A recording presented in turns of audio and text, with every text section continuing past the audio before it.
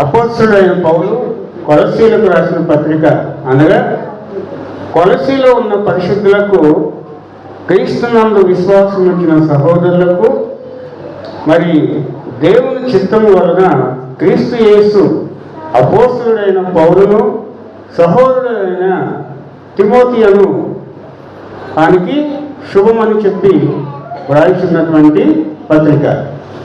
ఈ కొలస్సీల పత్రిక మొదటి అధ్యాయం 15-16 అధ్యాయాలు చదువుకొని ఈ వాక్య భాగంలోకి వెళ్దాం. దయచేసి వారు ఉంటారండి. కొలస్సీలకు రాసిన పత్రిక 1వ అధ్యాయం.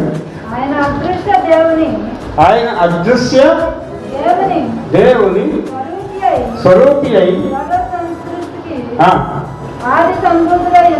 ఆది సంబోధుడై ఉన్నాడు.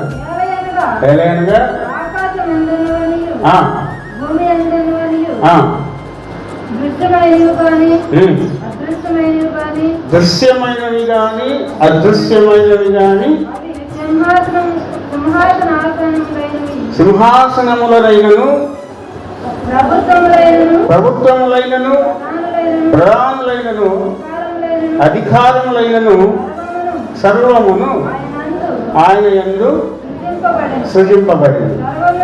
సర్వమును ఆయన ద్వారాను ఆయన బట్టి సృజించబడింది. కాదు, దేని బట్టి సృజించబడింది? దేవుని బట్టి, దేవుని ద్వారా సృజించబడింది. ఈ విషయంలో తండ్రి, కుమార, పరిశుద్ధాత్మ దేవుడు ముగ్గురు కలిసి త్రియేక దేవుడు. తండ్రి అయినా యేసుప్రభు వారే, కుమారుడైన యేసుప్రభు వారే, పరిశుద్ధాత్ముడైనా సరే యేసుప్రభు వారే. తండ్రి అనే అతను మనకు తెలియదు కాబట్టి తండ్రి వలన యేసుప్రభు వారు మనకు పరిచయం అవ్వడం జరిగింది, ఉన్నారు. కుమారుడైనా సరే ఎవరు కుమారుడైన ఎవరు మనకు ఎవరు తెలియదు.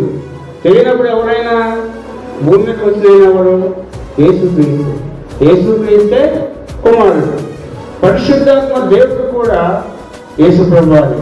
ఈ ముగ్గురు కలిసి ఒకే ఒక దేవుడు, ఆయనే నజరేయుడైన యేసు.